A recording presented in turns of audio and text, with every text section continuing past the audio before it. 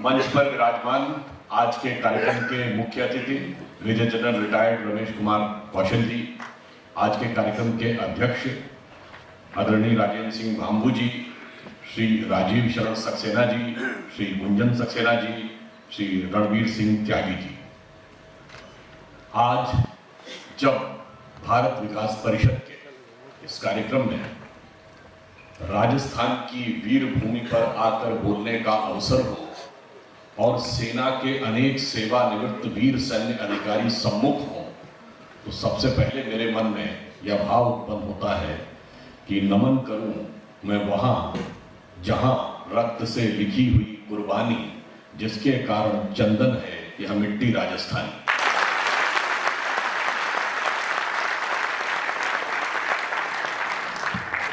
अब आज का जो विषय भारत का विकास और विकास में हमारी भूमिका, और विशेष अवसर तब जब यह स्वतंत्रता का अमृत महोत्सव है, 75 वर्ष पूर्ण हुए हैं।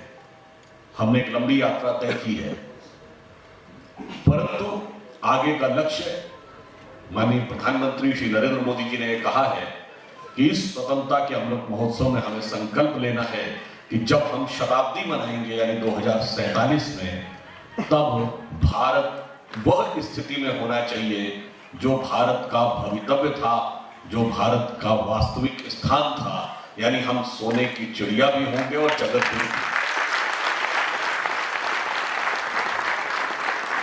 इसलिए संकल्प को पूरा करने के इन 25 वर्षों के कालखंड को उन्होंने कहा है कि अमृत काल है। परंतु जब हम विकास की बात करेंगे तो हमें यह भी ध्यान रखना होगा कि अमृत तो सागर मंथन से निकला था, परंतु अमृत से पहले विष निकला था। तो कहां कहां पर विष रोपा जा रहा है, कहां कहां पर विष बोया जा रहा है, यदि हम अपने विवेक से उसका निर्धारण कर सकेंगे तो निश्चित रूप से इस अमृत काल से अमृत तत्व का मार्ग प्रशस्त होगा। देखिए, इसकी शुरुआत वहां से होती है जब 2014 में एक परिवर्तन आया और केंद्र में सरकार बदली। परंतु यह सिर्फ सरकार बदलने के लिए था क्या? नहीं। यह सिर्फ नया विकास करने के लिए था? नहीं। ये विकास करने के लिए तो था ही, विकास के विचार को नया आयाम देने के लिए था। और यह बात मैं ऐसे ही नहीं कह रहा हूं। 16 मई 2014 को तत्कालीन लोकसभा चुनाव में चुनाव परिणाम आए और 18 मई 2014 का लंदन का गार्डियन अखबार पढ़िएगा, जाके नेट पे सर्च कर लीजिएगा। उसने लिखा कि 16 मई 2014 का दिन भारत में वास्तविक स्वतंत्रता के दिवस के रूप में मनाया जाना चाहिए। किसी को यह बात अच्छी लग सकती है, परंतु मैं नहीं कह रहा हूं। मैं तो सिर्फ उस अखबार को कोट कर रहा हूं, उस देश के अखबार पे जिसने हम पे हुकूमत की थी। उसने क्या लिखा कि इससे पूर्व के ज्यादातर समय पर उस प्रकार की शासन व्यवस्थाएं रहीं जिनका विचार और व्यवहार दोनों ब्रिटिश कॉलोनियल लीगेसी यानी ब्रिटिश साम्राज्यवादी विरासत का ही संवहन करता रहा। पहली बार एक पूर्ण बहुमत के साथ एक ऐसा विचार आया है जो कि अपने स्वभाव में, विचार में, व्यवहार में पूर्णतः भारतीय है। और जब यह परिवर्तन आना था तो किस विचार से प्रेरित होकर आना था? वो विचार ये था कि सबसे बड़ा परिवर्तन हमने ये किया कि जब सरकार आई तो विकास के भिन्न भिन्न पैमानों को पूर्ववर्ती सरकारें कहती थी कि हमें अमुक क्षेत्र को देना है, अमुक वर्ग को देना है, अमुक समुदाय का विकास करना है।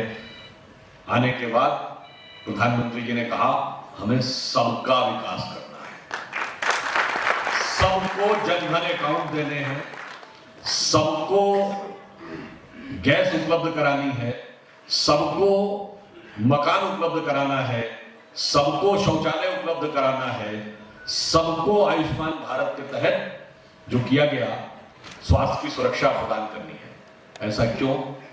कारण जानते क्या है? यह विचार उस मूल भाव से प्रेरित है जो हमारी संस्कृति का अप्रतिम उद्घोष है, सर्वे भवन्तु सुखिनः, सर्वे सन्तु निरामयाः, सर्वे भद्राणि पश्यन्तु मा कश्चित् दुर्भाग् भवेत्। हमने सर्व की बात कही है, हमने अपने जन, पराये जन या बहुजन की भी बात नहीं की है, क्योंकि जब आप बहुजन की बात करते हैं तो कुछ जन तो छूट जाते हैं, परंतु जब आप सर्वे भवन्तु सुखिनः कहते हैं तो एक भी व्यक्ति छूटता नहीं है। इसलिए विचार विकास का पहला इस धारणा से प्रेरित था, जो पूर्ववर्ती विकास की अवधारणाओं से अलग था कि अब सबको सब कुछ देना है। अब दूसरा, आपको याद हो अगर 15 अगस्त 2014 को जो पहला उद्बोधन था, उसमें एक दो विषय ऐसे थे जिसका कि उस समय के पत्रकारों ने, राजनीतिक विश्लेषकों ने और राजनीतिक पंडितों ने ये कह के आलोचना की थी, ये क्या बोल रहे हैं, तो नॉन पॉलिटिकल इशू है।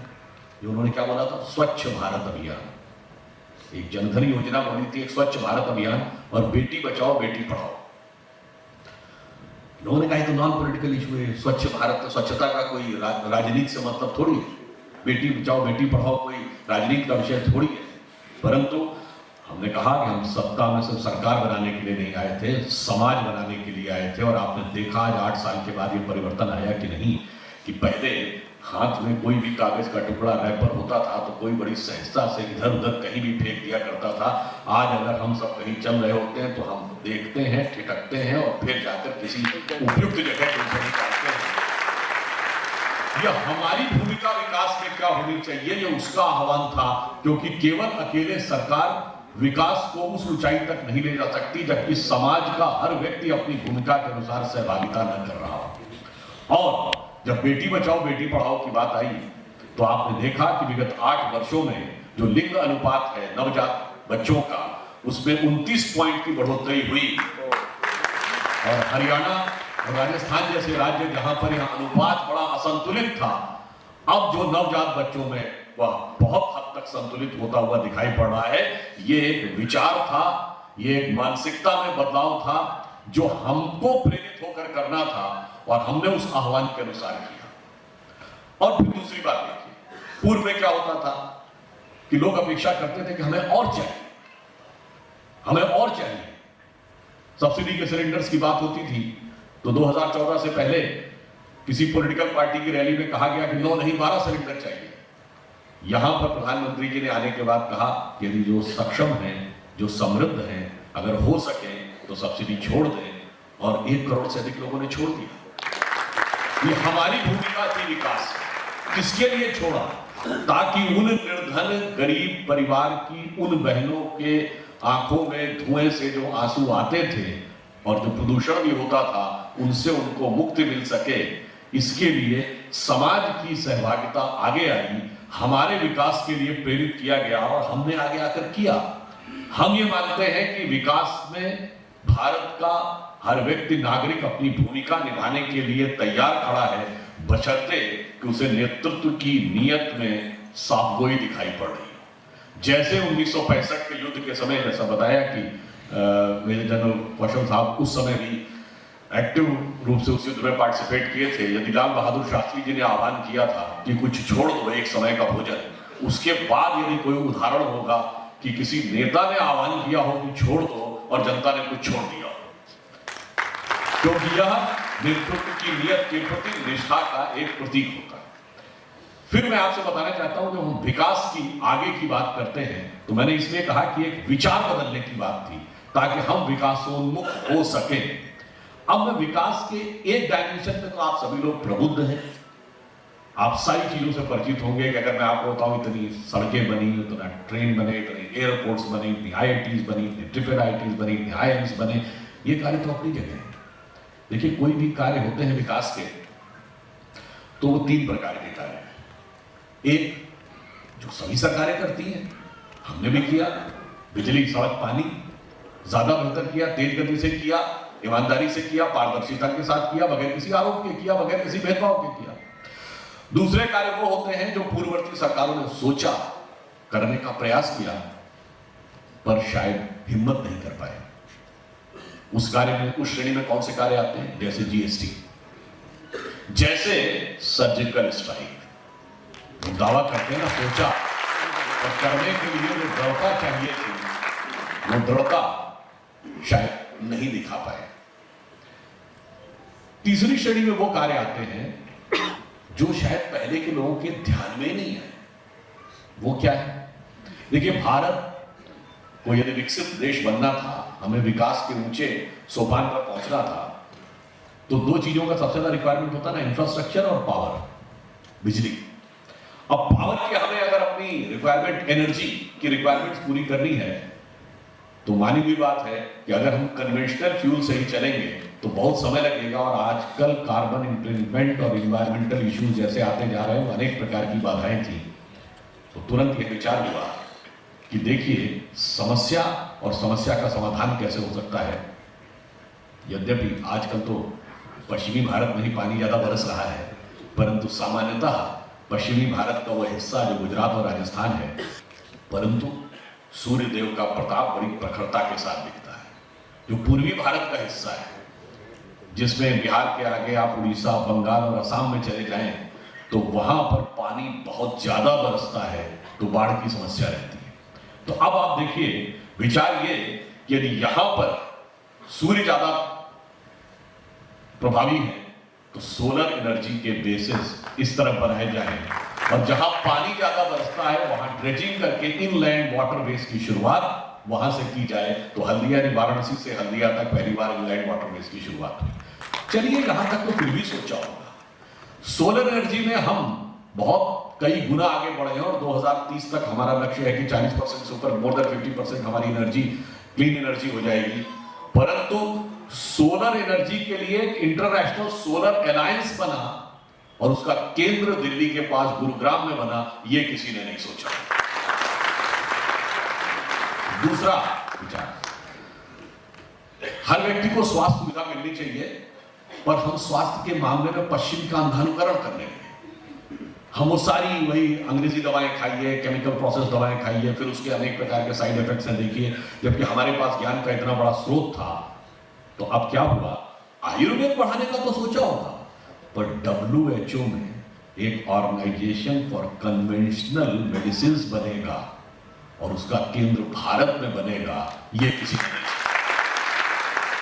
क्योंकि हमारे पास सबसे ज्यादा स्ट्रक्चर्ड कन्वेंशनल मेडिसिन का वो ज्ञान है, और इसमें सहभागिता के लिए हर किसान को, तो हम अपनी भूमिका की बात कहते हैं ना, यदि वो हर्बल मेडिसिन उगाते हैं तो उसके लिए उनको सुविधा देना, उनको नॉलेज देना, उनको इनिशिएट करना, उनको मोटिवेट करना, वह कार्य भी किया गया। यह विचार किसी ने पूर्व में नहीं सोचा। इसलिए मैं कहने का यह प्रयास करता हूं कि हम वह कार्य भी करें जो बाकियों ने सोचे, वह कार्य भी किए जो दूसरे नहीं सोच पाए।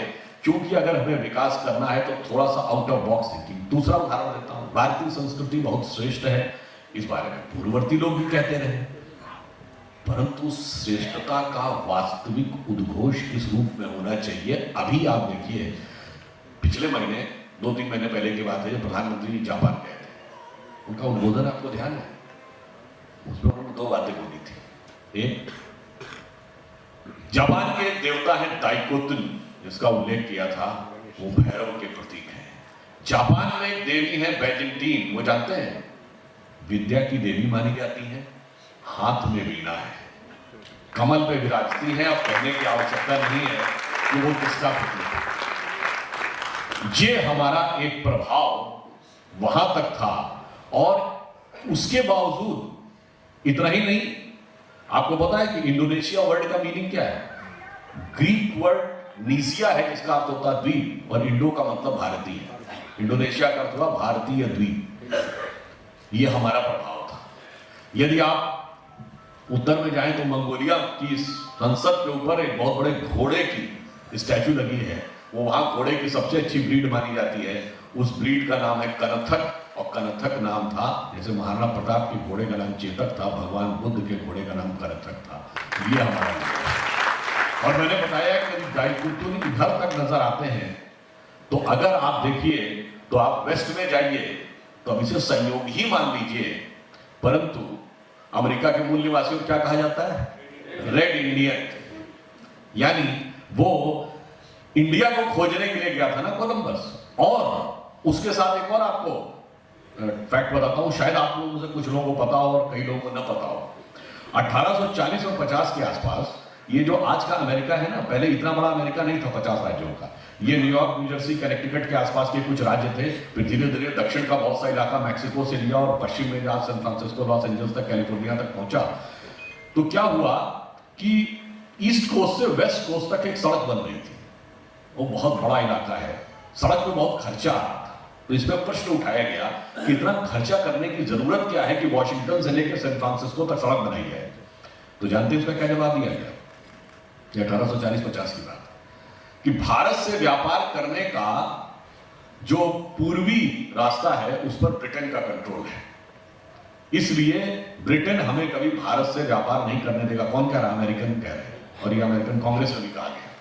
तो भारत से व्यापार करने के लिए हमें पश्चिमी रास्ते से ही व्यापार करना होगा, और अगर पश्चिमी रास्ते से व्यापार करना है तो पश्चिमी छोर से यहां तक सड़क होनी जरूरी है, क्योंकि बगैर व्यापार करे हमारी उन्नति नहीं होगी। इसलिए उस सड़क को अमेरिकन हिस्ट्री में पैसेज टू इंडिया कहा जाता है। अब इतना व्यापक प्रभाव सैन फ्रांसिस्को से लेकर जापान तक क्या दुनिया में किसी देश का है? अगर उसके बावजूद हम कभी अपनी बात कहते ही नहीं थे, तो फिर प्रकट होकर क्या कहा गया? जिस दिन योग दिवस की बात कही गई, और योग आज आपने देखा किसी को नहीं करना था, सरकार को नहीं करना था, हमको आपको करना था, और हम सब मोटिवेट होकर किए और दुनिया में सब जगह वो होने लगा। और अगर आप देखें तो विश्व में कोई ऐसा देश नहीं है जिसकी संस्कृति, जिसके ज्ञान और जिसके धर्म का यह प्रभाव, इतना सकारात्मक प्रभाव पूरी दुनिया में दिखाई पड़े कि संयुक्त राष्ट्र संघ के 173 या 74 देश उस प्रस्ताव के समर्थक नहीं बने थे। They became the second proposal, यानी दूसरे प्रस्तावक बने। एक का समर्थक बनना यानी सपोर्ट करना, और एक होता है कि सेकेंड प्रपोजल बनना। और योग कहां से आता है? अभी जो श्लोक बोला जा रहा था, ओम अग्निवीणे पुरोहितम यज्ञस्य देवम ऋत्विजम होतारम रत्नघातमम, ऋग्वेद का प्रथम श्लोक है, और षट वेदांग में है सांख्य, न्याय, वैशेषिक, योग, मीमांसा, वेदांत। वहां से स्वास्थ्य का वह प्रभाव दिखाई पड़ता है। इतना बड़ा प्रभाव हमारे पास है, और कभी कोई दुनिया में आपने सुना है कि किसी धर्म ग्रंथ में स्वास्थ्य संबंधी चीजें दिखाई पड़ रही हो, और वो ऐसी हो जो सिर्फ कहीं सुनी नहीं हो, अनुभूत की जा सकती हो और हमारे आपके द्वारा प्रतिपादित की जा सकती है? वो हमारे यहां दिखाई पड़ता था। तो आपने देखा कि वो एक नए स्वरूप में दिखाई पड़ा। तो ये मैंने सिर्फ ये कहने का प्रयास किया कि वो चीजें कभी किसी ने सोचा नहीं होगा कि इंटरनेशनल योग डे होगा, 170 से अधिक देश उसको समर्थन करेंगे, और उसके बाद दुनिया में हर तरफ उसका इतना प्रभाव दिखाई पड़ेगा। परंतु ये तो सोच अपनी जगह, पर इससे ज्यादा बड़ी बात यह है कि विकास में हमारी भूमिका तब सुनिश्चित होगी जब हम विकास की दिशा क्या होनी चाहिए यह भली भांति समझ सकें। यह काम करना सत्ता का काम नहीं, हमारा सोचने का काम। आज कुछ ऐसा विचार हमारा बन गया है कि हमारे बच्चे पढ़ लिख कर प्रोफेशनली बहुत कॉम्पिटेंट होकर बड़ी अच्छी डिग्री लेकर आगे निकल जाएं, बस जीवन की सार्थकता हो गई। पढ़ लिख के बड़े व्यक्ति बन जाएं बस, और चाहे जो करें। अब आप सोचिए, यदि पढ़ना लिखना ही और विकसित होना ही सबसे बड़े उसका प्रतीक है, तो एक पढ़ा लिखा चार्टर्ड अकाउंटेंट याकूब मेनन बन सकता है, डॉक्टर अफजल गुरु बन सकता है, सॉफ्टवेयर को जानने वाला बुरहान वानी बन सकता है। इतना ही नहीं, अगर आप देखें तो अमेरिका में रहकर पायलट की ट्रेनिंग करने वाला, 9/11 करने वाला खालिद शेख और मोहम्मद अट्टा बन सकता है, और आज के अंबानी अडानी से ज्यादा बड़ी संपत्ति रखने वाला अरबपति खरबपति ओसामा बिन लादेन आतंकवादी बन सकता है। तो आप ये समझिए कि पढ़ाई लिखाई और कमाई हमारे लिए विकास की गारंटी नहीं है, और विकास के लिए हमें सोचना होगा कि यदि हमने बिना सोचे समझे सिर्फ विकास पे ध्यान दिया तो वो विनाश की ओर भी ले जा सकता है। और इससे बचने के लिए आवश्यक है कि हम अपने विवेक से उसका इस्तेमाल करें, और यह हमारा आपका दायित्व है। हमें अपनी नई पीढ़ी और हमें अपने बच्चों को यह ध्यान रखना होगा, उन्हें यह बताना होगा कि तुम्हारी ये वास्तविक विकास की दिशा क्या है, तुम्हारी मानसिकता क्या है, और तुम्हारे लिए सही सोच क्या है। अब उदाहरण के लिए आजकल समाज में बहुत टकराव, हिंसा और वैमनस्य की बात आती है, और उसके लिए अनेक प्रकार के राजनीतिक आरोप प्रत्यारोप होते हैं। राजस्थान कुछ दुर्भाग्यपूर्ण कारणों से अधिक सुर्खियों में रहा, परंतु आप में से किसी को पता है कि यदि एथेंटिक रूप से बात की जाए हिंसा की, तो इसके विषय में बाकायदा एक वैश्विक स्तर पर रिसर्च हुई। मैं नाम बता रहा हूं, एक हुए प्रोफेसर RG रमल, RUMMEL, आप जाके चेक भी कर सकते हैं। उन्होंने बड़े कई वर्षों तक अध्ययन के बाद पूरे विश्व में विगत 2500 वर्षों में जितने भी नरसंहार हुए, यानी युद्ध में जो लोग मारे गए और सत्ता में आने के बाद सत्ता के द्वारा आम जनता का जो नरसंहार किया गया, ऐसे लोगों का एक एस्टिमेशन बनाया है जिसमें उनका मानना है, और सारे डॉक्यूमेंट्री एविडेंस उन्होंने दुनिया के भिन्न भिन्न देशों के इतिहास से लिए, और उसके बाद उन्होंने निकाला कि मिनिमम 90 करोड़ और मैक्सिमम 1 अरब 40 करोड़ लोग विगत 2500 वर्षों में सिर्फ सत्ता के द्वारा मारे गए। मगर महत्वपूर्ण बात जानते क्या है? उन्होंने लिखा कि भारत एकमात्र ऐसा देश है जहां 13वीं शताब्दी से पहले किसी नरसंहार का उल्लेख नहीं आता है। उन्होंने एक कलिंग युद्ध का उल्लेख जरूर किया और कहा वो युद्ध में हुआ जिसमें भी मरने वालों की संख्या कुछ हजार में है, लाखों में भी नहीं है। सत्ता के द्वारा कभी नरसंहार 13वीं शताब्दी से पहले नहीं हुआ, जो कुछ हुआ वो 13वीं शताब्दी के बाद हुआ। अब ये कहने की आवश्यकता नहीं है कि 13वीं शताब्दी के बाद क्या परिवर्तन आया कि नरसंहार और मारने काटने की प्रवृत्ति जो यहां कभी नहीं थी वो यहां पर आ गई। और ये हम नहीं कह रहे हैं, ये भारत सरकार का कोई व्यक्ति नहीं कह रहा, भारत का कोई व्यक्ति नहीं कह रहा, और संघीय भाजपा को पता नहीं कह रहा, ये तो RG रमल कह रहे हैं। यह सिर्फ समझने की जरूरत है कि हमारे दिमागों में किस ढंग से चीज को बैठा दिया जाता है और फैक्ट क्या है। मैं यही उदाहरण देना चाहता हूं। हमारे कई जो पूर्व सैन्य अधिकारी, उन्होंने जरूर नाम सुना होगा, एक राजस्थान के बारे में बहुत किताब लिखी है, annals and antiquities of Rajasthan, colonel James Tod ने। उनकी हर बात से हम सहमत नहीं है, मगर उन्होंने एक बड़ी मजेदार बात लिखी। उन्होंने ये बात लिखी कि यूरोप में थर्मोपाइल के युद्ध को बड़ा वीरता और शौर्यता का प्रतीक माना जाता है। उन्होंने कहा जब मैं राजस्थान में आता हूं तो मुझे ऐसा प्रतीत होता है कि राजस्थान के तो चप्पे चप्पे में थर्मोपाइल जैसी वीरता बनी है। और इतना ही नहीं, उन्होंने ये कहा कि मुझे आकर यहां बड़ा एक विचित्र अनुभव होता है कि यहां के राजा जब युद्ध करते थे तो वो जीवन मरण का प्रश्न नहीं होता था, वो खेल भावना से युद्ध करते थे। उन्होंने एक शब्द यूज किया है कि ऐसा लगता था वो शक्ति प्रदर्शन का टूर्नामेंट होता था जिसमें जीतने के बाद और हारने वाले दोनों अपनी अपनी जगह वापस लौट जाते थे, हमारे किसी राजा का सर कलम नहीं किया जाता। ये बात भी एक बाहरी व्यक्ति कह रहा। इसलिए अब एक मानसिकता को सोचिए, मानसिकता कैसे आपके दिमाग में आती है, किन भाषा से आती है, किस शब्दों से आती है, और वो हमें आने वाली पीढ़ी को उससे बचाना है। जैसे आप सबने कहावत सुनी होगी, everything is fair in love and war, सुना है ना?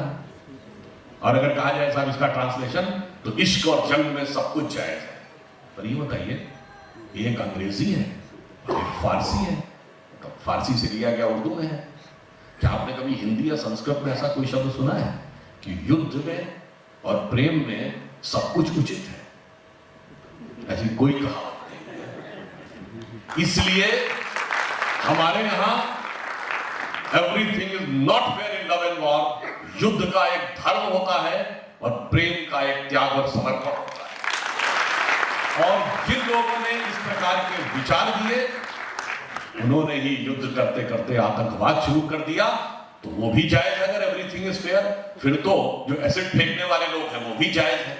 इसलिए कभी कभी ये भी समझिए कि भाषा भी आपके दिमागों में क्या चीज भर देती है और उस चीज से बचने की जरूरत है। इसीलिए मैंने कहा कि हमारे यहां कभी हम तो गुलाम हो गए, ठीक है साहब। महाराणा प्रताप हल्दी घाटी का युद्ध हार गए थे, ये तो पढ़ाया गया ना इतिहास में, हम सब ने पढ़ा। देखिए कोई राजा युद्ध हारा, इसके तो डिफाइंड पैरामीटर्स है ना, 4 डिफाइंड पैरामीटर है। नंबर 1 वो मार दिया गया, नंबर 2 वो बंदी बना लिया गया, नंबर 3 उसने टैक्स देना शुरू कर दिया हो, नंबर 4 या कम से कम दरबार में जाकर हाजिरी लगा दी। अब महाराणा प्रताप ने इन चारों में से क्या काम किया था? कुछ नहीं। अगर कुछ भी नहीं किया तो आपने किस आधार पर यह निष्कर्ष निकाल लिया कि वो हार गए? फिर हम ये कहना चाहेंगे कि ये बात भी हमारे दिमाग में कैसे भरी गई। इस पे एक बहुत बड़े नोबेल लॉरेट हुए हैं, वीएस नायपॉल। इनको 2003 में नोबेल पुरस्कार मिला था साहित्य का अपनी किताब अमंग द बिलीवर्स के लिए। उन्होंने भारत के बारे में लिखा है कि भारत एक विचित्र देश है जहां पर राष्ट्र की भक्ति को मजबूत करने वाला इतिहास नहीं पढ़ाया जाता है, कमजोर करने वाला इतिहास पढ़ाया जाता है। दुनिया का इकलौता देश है जो अपने लिखे इतिहास को प्रामाणिक नहीं मानता है, विदेशियों के लिखे इतिहास को प्रामाणिक मानता है। और कहते हैं उससे भी ज्यादा महत्वपूर्ण बात है कि विदेशियों में भी जो इसके दुश्मन थे, जिन्होंने इस पर हुकूमत की, उनके लिखे इतिहास को प्रामाणिक मानता है। यानी इसीलिए उन्होंने किताब लिखी थी लेट 70s में, इंडिया ए वुंडेड सिविलाइजेशन। मैं ये क्यों कह रहा हूं? अरे भाई, कितने चाइनीज यात्री आए, फाइयान, वेनसॉन्ग, इत्सिंग, उन्होंने क्या लिखा भारत के बारे में वो भी तो बताओ ना। वो क्या लिखा, अलबरूनी ने क्या लिखा, उन्होंने क्या लिखा बताएंगे, मगर उसमें भी कैसे छुपा जाते हैं। देखिए, मैं ये बात एकदम तथ्यात्मक आधार पर कह रहा हूं। आईने अकबरी में अबुल फजल ने लिखा है कि अकबर ने, मतलब औरंगजेब की बात नहीं करें, चित्तौड़ दुर्ग को जीतने के बाद जो मंदिर बच गए थे अलाउद्दीन खिलजी के समय में, हिंदू और जैन मंदिर, उन सबको भी नष्ट किया। 30,000 लोगों को मारने के बाद उनके सर पर खड़े होकर गाजी की उपाधि धारण किए। कौन लिख रहा है? अकबर की ऑटोबायोग्राफी लिखने वाला खुद। और ये फतेहनामा चित्तौड़ में भी अकबर लिख रहा है, यानी जैसे गवर्नमेंट ऑर्डर जारी होता है ना, उसमें भी लिखा है। और उसके बाद वीएस नायपॉल ने लिखा है कि अजब देश है, किसी भी देश में यदि युद्ध के बारे में होता है तो एक ही राजा महान माना जाता, चाहे वो जीता हो या हारा हो। कहते हैं परंतु यहाँ पे जनता मानती है कि महाराणा प्रताप महान थे, और इतिहास में लिखा जाता है अकबर महान थे। ऐसा विचित्र उदाहरण से भारत में देखने को मिला। इसलिए मैं आपसे कहना चाहता हूं कि वह दिमागों में हमारे कैसे भरा जाता है, और होना क्या चाहिए थी मानसिकता, और बना क्या की जाती मानसिकता। मैंने बचपन में एक कविता पढ़ी थी, वो ये थी कि एक सन्यासी हाथ में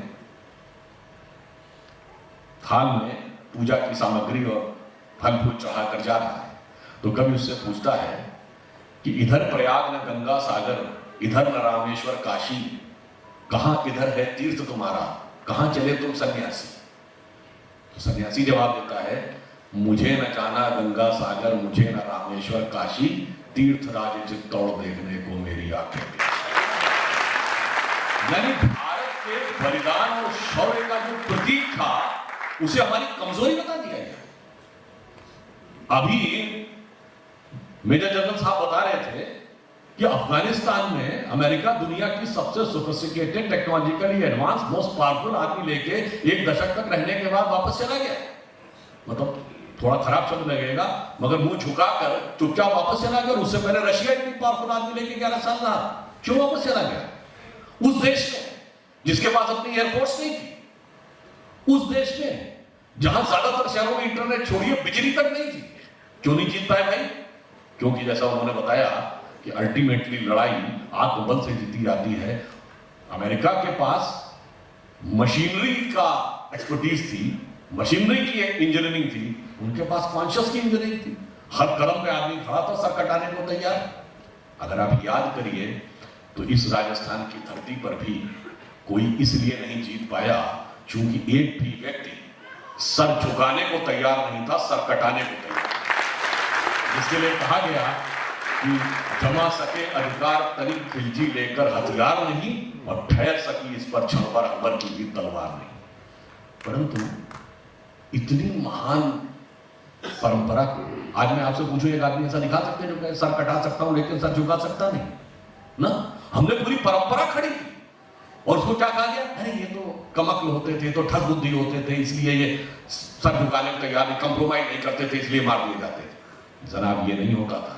आप सोचिए, जब आज सैटेलाइट, ड्रोन, एटम बम के जमाने में एक फौज के लिए जीतना मुश्किल है, तो तीर तलवार के जमाने में जीतना आसान नहीं था। यह हमारी संघर्ष क्षमता का प्रतीक था, और हमारे दिमागों में वो दूसरे ढंग से बन गया। इसलिए हमें उस विचार से भी लड़ने की बहुत जरूरत है, और हमें इस बात को भी ध्यान रखने की जरूरत है कि हमें किन चीजों से अपने को बाहर निकालना है, जो हमारे दिमागों में बहुत कायदे से धीरे धीरे धीरे करके भर दी जाती। मतलब एक और मैं लाइटर नोट कहता हूं, ये तो हुआ आप कहेंगे युद्ध के बारे में भरा गया, देखिए प्रेम के बारे में क्या भरा जाता है। जब आपने, अब ये युवा पीढ़ी को बहुत बताने की जरूरत है, आज के यंग बच्चों से पूछिए कि साहब प्यार मोहब्बत की बात आती तो किसका नाम आता है? लैला मजनू, शीरी फरहाद, सलीम अनारकली, जोधा अकबर, शाहजहां नूरजहां, ये चाचे नाम ध्यान आते हैं ना। जबकि ये फैक्ट है कि एक भी मुगल बादशाह बताइए जिसकी 1.5 दर्जन से कम बीवियां ना रही। अच्छा 1.5 दर्जन से कम तो ऑफिशियल भाई, मतलब दर्जन 1.5 दर्जन से कम, और हरम में 200-300 से कम औरतें न रही।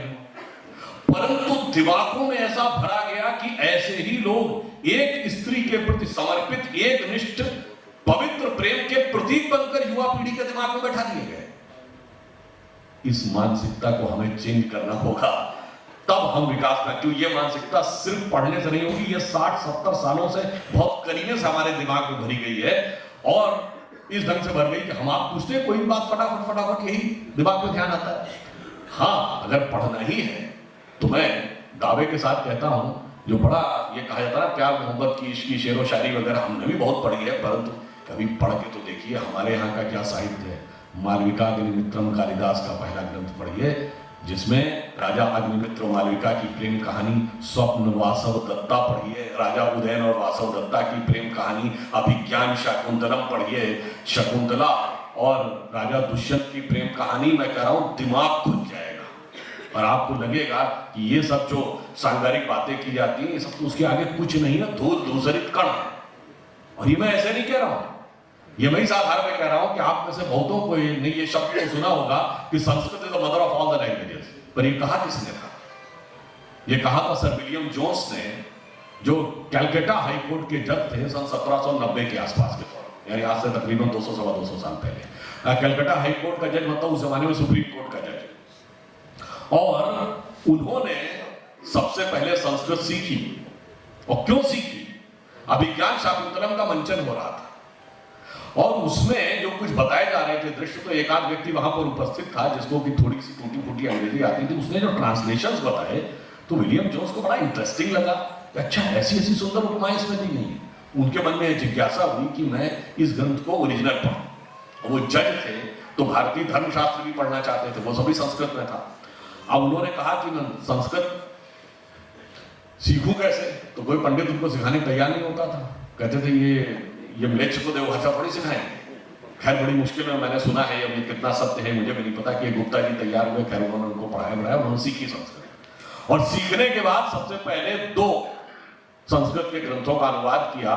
एक विद्याधर का हितोपदेश, जिसको आज यूरोप में फेबल्स ऑफ द बीदाबाई कहा जाता है, और दूसरा अभिज्ञान शाकुंतलम और उसका 4th सर्ग जिसमें शकुंतला की विदाई का दृश्य। वो पढ़ने के बाद विलियम जोन्स रात भर टहलते रहे। उन्होंने कहा मैं कल्पना नहीं कर सकता कि मानव मस्तिष्क इतनी सुंदर प्राकृतिक और सांगारिक कल्पनाएं कर सकता जो मुझे इस पुस्तक में देखने को।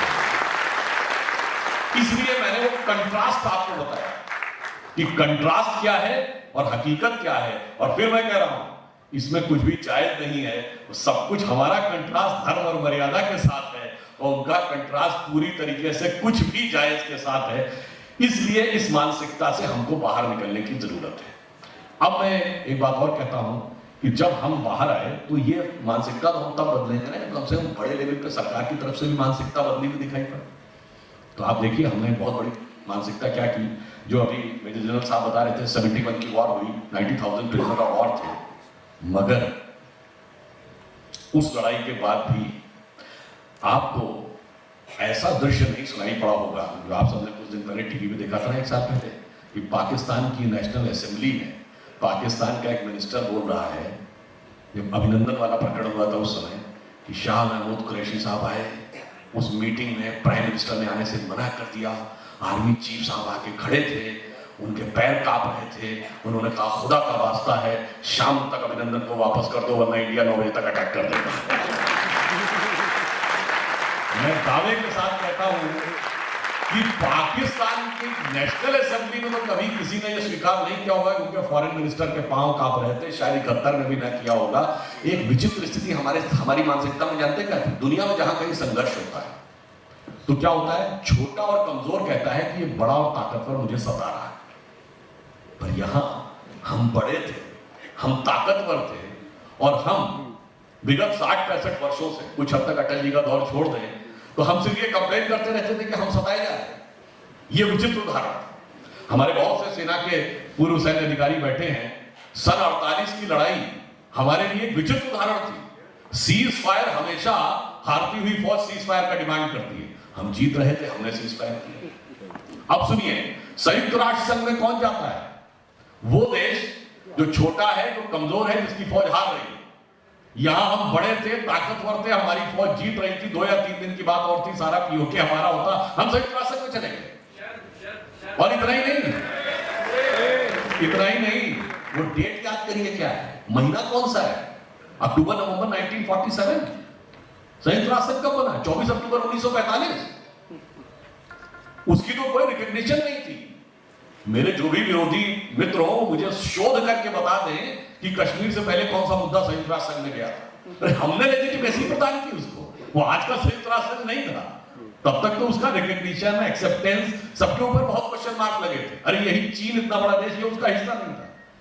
तो आप ये सोचिए, हमने ऐसे विचित्र उदाहरण पेश किए, परंतु आने के बाद हमने कहा भाई, now the era of India as a soft state is over. ये जरूर कहा जाता है कि जब प्रधानमंत्री जी ने शपथ लिया था तो सभी सार्क देशों के राष्ट्राध्यक्षों को बुलाया था, पाकिस्तान के तत्कालीन प्रधानमंत्री को भी बुलाया था। परंतु पिछले 8 साल, ये भारत के, स्वतंत्र भारत के इतिहास में एकमात्र 8 साल हैं जब हमने एक बार भी पाकिस्तान से ऑफिशियल बायलैटरल डायलॉग, यानी औपचारिक द्विपक्षीय वार्ता नहीं की। और वो मैंने उदाहरण आपको दे ही दिया इसलिए। और यही एकमात्र ऐसे 8 साल हैं जब बगैर युद्ध के हमने 2 बार सीमा क्रॉस की है, और एयर से भी अटैक किया है, और उससे भी। क्यों? हम उस महान परंपरा के हैं जो नाग पंचमी पे नागों को भी दूध पिला देते हैं, परंतु जरूरत पड़ने पे राजा जन्मेजय की तरह नाग यज्ञ करने की क्षमता भी होती है। और मैं ये कहता हूं कि जिस दिन बालाकोट वाली घटना हुई थी, उसके नेक्स्ट डे प्राइम मिनिस्टर की पहली रैली राजस्थान में थी, चित्तौड़ में। मैं भी उस रैली में था, क्योंकि उस समय राजस्थान में सब प्रभारी था। तो ये भी एक अलग अनुभव था कि आफ्टर दैट इंसिडेंस, फर्स्ट जो political appearance of prime minister यहीं पर था, और मुझे मन में भाव आया कि भाई ये प्रेरणा कहां से मिली। देखिए, अब भारत शौर्य के साथ आगे बढ़ेगा, गंभीरता के साथ आगे बढ़ेगा, उदारता के साथ आगे बढ़ेगा, पर वीरता के साथ आगे बढ़ेगा। तो मुझे लगता है उसकी प्रेरणा भी इसी धरती से मिलती है। मुझे पंक्ति ध्यान आती है कि कहने को तो राणा के है वंशज कहाते, अब राणा साहेब पौरुषम क्यों नहीं विचारी। अरे जीने के लिए तो मरना सीखना ही होगा प्यारे, कायरता का खोद तन मन से उतारिए, और आतंक जो मिटाना चाहते हो तो लोग काट मार, कोई एक मारे आप 10-20 मारे।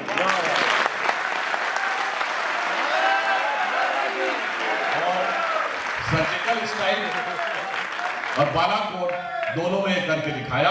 आज कोई नहीं कह सकता कि भारत एक सॉफ्ट स्टेट है। चाइना के साथ जो कुछ हुआ, अगर आप देखें तो वियतनाम वॉर के अलावा पहली बार चाइना ने कभी ऑफिशियली एक्सेप्ट किया कि उसने अपनी फौज कहीं आगे बढ़ा के पीछे।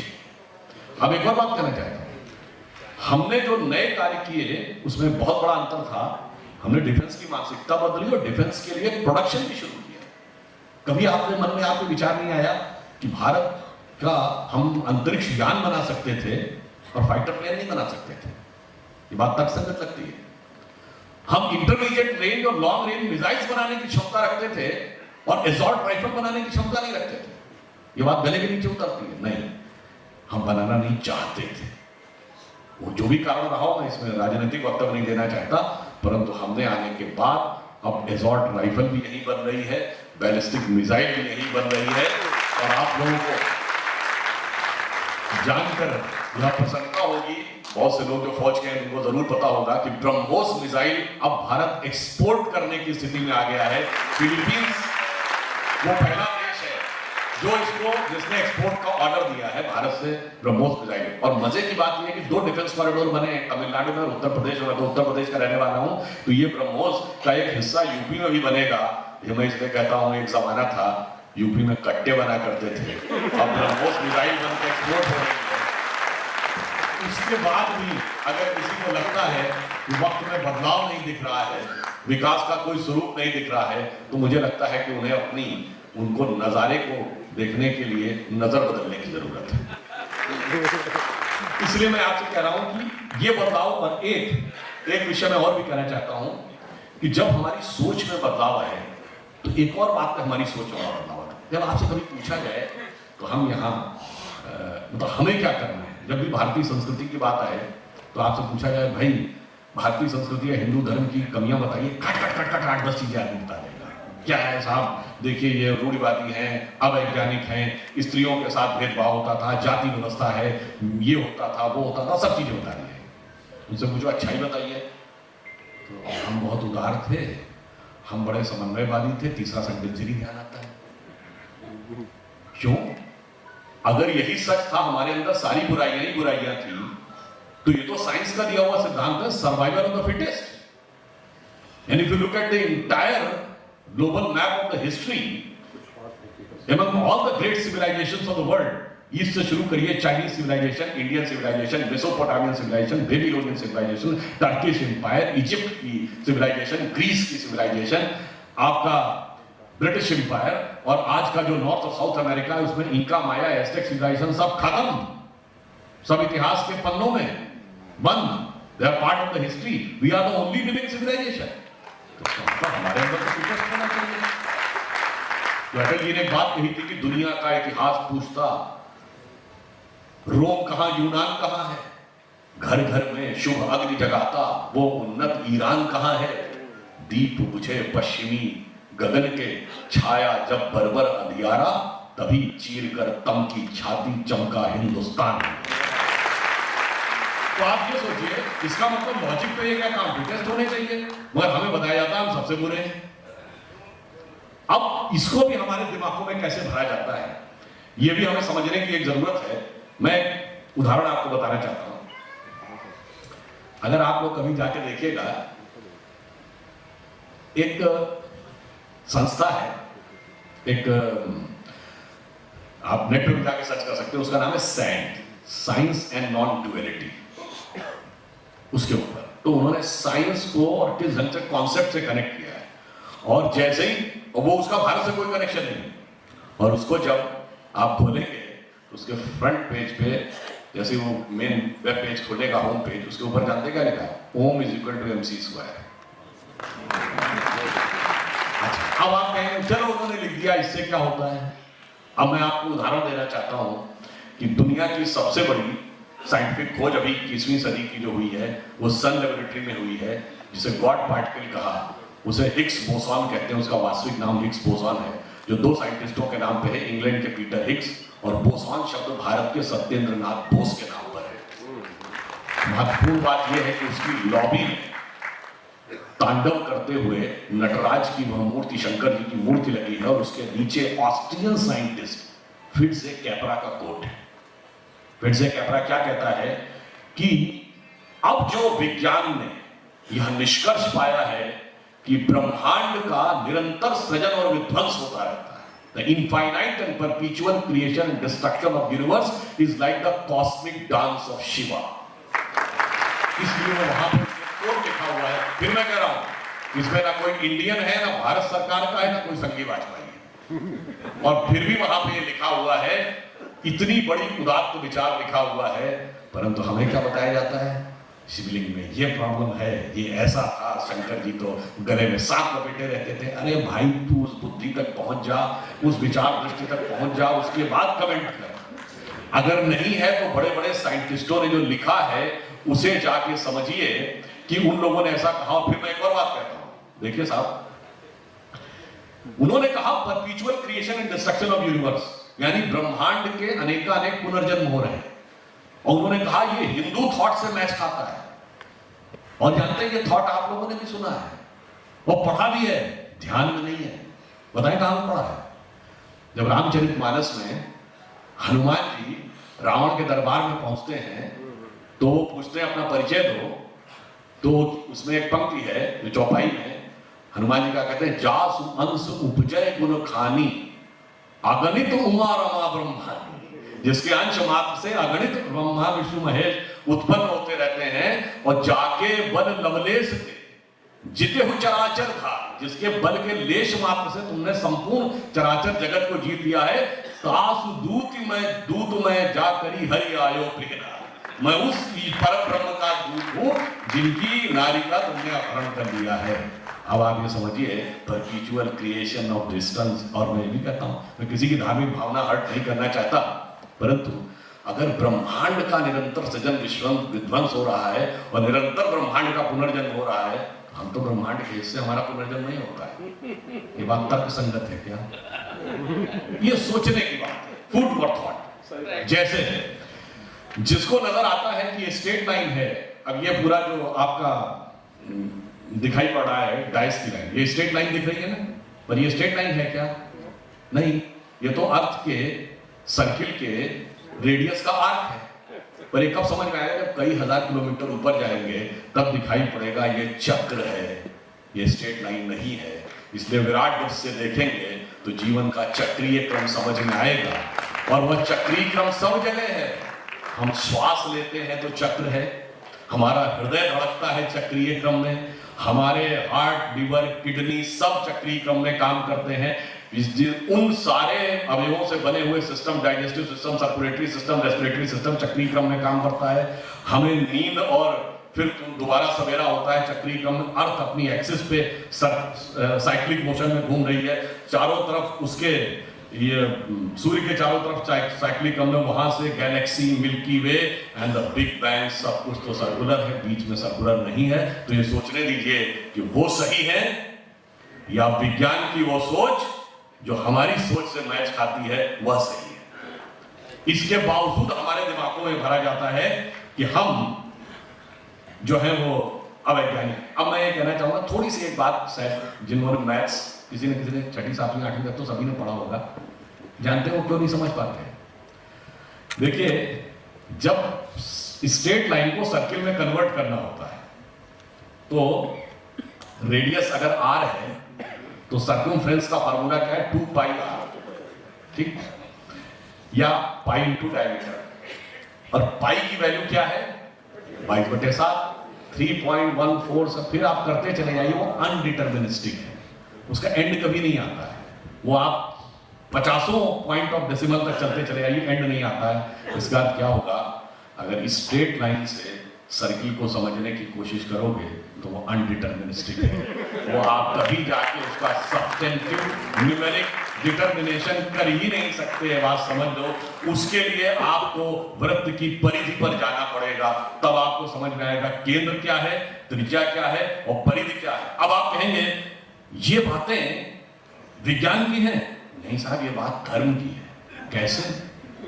ये रावण के 10 सिर थे और एक सिर कटता था, दूसरा उगाता था, तो क्या कहा था विभीषण ने? इसकी नाभि पे जाके मारिए, वहां पे अमृत है। यानी वृत्त को नियंत्रित करने के लिए वृत्त के केंद्र में जाना पड़ता है। परिधि पे आप चलते रहिए अनंत काल तक, कभी वृत्त का अंत नहीं मिलता। और इसलिए जो मैंने पहले भी कई बार कहा है कि रावण के 10 ही सिर क्यों थे, 15-20 क्यों नहीं थे? और एक सर कटता था, दूसरा सर क्यों उगाता था? और यदि उसके 10 सिर भी बांध लिए जाए तो उसका नाम दशानन यानी 10 मुख वाला क्यों था? उसको हम 10 शीश भी तो कह सकते थे, 10 ग्रीव भी तो कह सकते थे, 10 कंधर भी तो कह सकते थे, दशोदर भी कह सकते थे, और दशानन ही क्यों कहा? और जब उसका सर कटता तो भगवान ही रोक नहीं पाते थे। ये कहानी नहीं है, ये मैंने आपको जो सर्कमफ्रेंस का फार्मूला बताया उसका एक रिप्रेजेंटेशन है। कैसे? 10 की संख्या इसलिए है कि 10 हमारे शरीर में इंद्रियों की संख्या है, 5 ज्ञानेंद्रियां, 5 कर्मेंद्रियां, और दशानन वो इसलिए है 10 इंद्रियों का खुला हुआ मुख, 10 इंद्रियों की बहिर्मुखी पिपासा, the extrovert tendency of all the 10 senses. और एक सर कटता है तुरंत दूसरा उगाता है। इस बात का प्रतीक है कि एक आप इंद्रिय की कोई इच्छा पूरी करिए, immediately it will get replaced by other, even not करना। परंतु उस अपरिमित शक्ति को कौन नष्ट करेगा? राम। राम शब्द का क्या अर्थ है?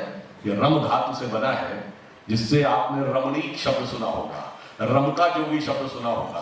रमने का अर्थ होता है किसी की, कहते हैं बड़ा मन रमता है तुम्हारा इसमें, रमने का अर्थ होता है सेटिल होगा। राम शब्द का संस्कृत में अर्थ है रमन्ते इति राम, वह तत्व जिसमें संपूर्ण संसार, संपूर्ण सृष्टि सेटिल्ड है, वो राम है। और वही 10 इंद्रियों की बहिर्मुखी पिपासा को नष्ट करेगी। पर राम उत्पन्न कैसे होंगे? राम के पिता क्या नाम है? दशरथ।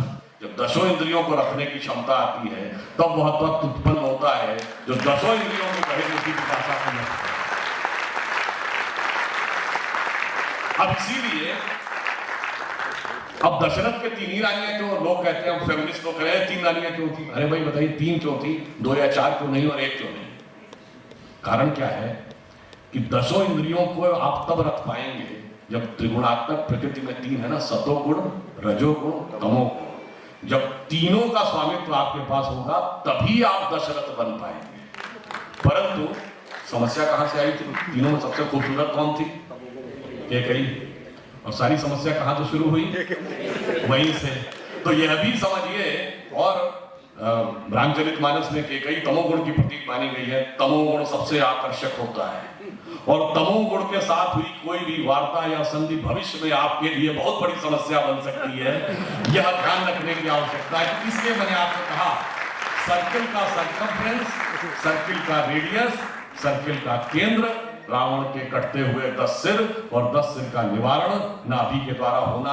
हमारे यहाँ यह ज्ञान इस कदर गुथा हुआ है कि इसका विभेद करने के लिए भी बहुत विराट बुद्धि और दृष्टि चाहिए। पर दुर्भाग्य की बात है कि जिन लोगों ने भारत में कभी आए नहीं, जिन्होंने भारत का कोई ग्रंथ पढ़ा नहीं, जिन्हें संस्कृत या कोई अन्य भारतीय भाषा आती नहीं, उन्होंने भारत पे सारी टिप्पणियां लिखी। मैं मार्क्स और मैक्स वेबर की बात कर रहा हूं, और उनके मानस पुत्र ऐसे भी लोग हैं। मैं उदाहरण के साथ ये भी बताना चाहता हूं, जो उनके मानस पुत्र हैं उन्होंने भी वही किया है। जानते क्या हुआ? श्री राम जन्मभूमि का जब विषय चल रहा था, सुप्रीम कोर्ट में नहीं, जब हाई कोर्ट में था, जब Lucknow bench of Allahabad high court में था, तो यह कहा गया कि दोनों पक्ष अपने अपने इतिहासकार ला सकते हैं। तो जो राम मंदिर के पक्ष से इतिहासकार गए थे, उनमें से 2-3 को मैं पर्सनली भी जानता था। मैं बहुत बच्चा था तब, उस जमाने में मेरा उनसे मिलने का हुआ। एक ग्रोवर साहब थे, डॉक्टर SP गुप्ता थे, डॉक्टर देवेंद्र स्वरूप थे, डॉक्टर हर्ष नारायण। मैं देवेंद्र स्वरूप जी, हर्ष नारायण जी से व्यक्तिगत मिला था। और उधर से आप तो सोच सकते हैं कौन होंगे? सूरज भान, DN झा, RS शर्मा, रोमिला थापर। अब मजे की बात यह है, वो लोग खुद नहीं अपीयर होते थे, अपने रिप्रेजेंटेटिव्स के थ्रू। अच्छा, जब कोर्ट है तो वो आपकी दलीलें तो मानेगा नहीं। कोर्ट ने कहा कि पहले आप ये बताइए कि आपका विषय क्या है। अगर आप राम मंदिर के ऊपर टिप्पणी करने आए हैं तो आपका एंशिएंट इंडिया विषय होना चाहिए। तो उन्होंने लिख के दिया कि एंशिएंट इंडिया, बहुतों ने लिख के दिया हमारा विषय नहीं, कोई बात नहीं। अब जिन लोगों को एंशिएंट इंडियन हिस्ट्री वर्ल्ड पता होगा तो उसमें 2 शाखाएं हैं, आर्कियोलॉजी यानी जिसमें खुदाई की बात होती है, और कल्चर। अब इसमें एक्सकवेशन है, तो अगर फारसी, तो उन्होंने ये भी लिख के दिया कि ना हमें फारसी आती ना हमें संस्कृत आती। अब देखिए, जबकि हमारे यहाँ को 2 लोग ऐसे थे जिनको दोनों भाषाएं आती थी। डॉक्टर हर्ष नारायण को मैं पर्सनली जानता था, उनको फारसी के भी उतने बड़े विद्वान थे, संस्कृत के भी उतने बड़े विद्वान थे। इसलिए जब बाबरी मस्जिद के पक्ष वाले लोग कोई फारसी का अपना डॉक्यूमेंट देते थे और उसका ट्रांसलेशन देते थे, तो डॉक्टर हर्ष नारायण के पास भेजा जाता था कि इसको वेरीफाई करते थे वो, तब वो माना जाता था। तो उनकी तरफ न वो आर्कियोलॉजी जानते थे, एक्सकवेशन, न लैंग्वेज जानते थे, यानी ना वो खुदाई जानते थे, न लिखाई जानते थे, फिर भी दावा यह था कि सारी खुदाई जानते थे। और उन्होंने हमें ये समझाया। तो इसलिए मैंने कहा ना, मैं दावे से कहता हूं, जितने मार्क्सवादी इतिहासकार हैं, किसी ने वैदिक संस्कृत नहीं पढ़ी। तो वैदिक संस्कृत का व्याकरण अलग है। भाई आप, जैसे मैंने इंजीनियरिंग पढ़ी, आप लोगों ने, किसी ने इकोनॉमिक्स पढ़ी होगी, तो किसी ने सोशियोलॉजी पढ़ी होगी, तो किसी ने फिजिक्स पढ़ी होगी, तो उसको आपने विधिवत शिक्षा ग्रहण की ना किसी यूनिवर्सिटी में जाके, MA किया, MSc किया, BTech किया, MTech किया, उसके बाद जाके आप कहेंगे मैं इस विषय में बोलूंगा। मैं दावे से कहता हूं, किसी मार्क्सवादी इतिहासकार ने किसी वैदिक संस्थान में जाकर वैदिक संस्कृत का अध्ययन ही नहीं किया और वेदों में सारी टिप्पणी कर डाली। इसलिए हमें यह भी ध्यान रखना है कि हमें उस मानसिकता से अपने लोगों को कैसे बाहर निकालना है।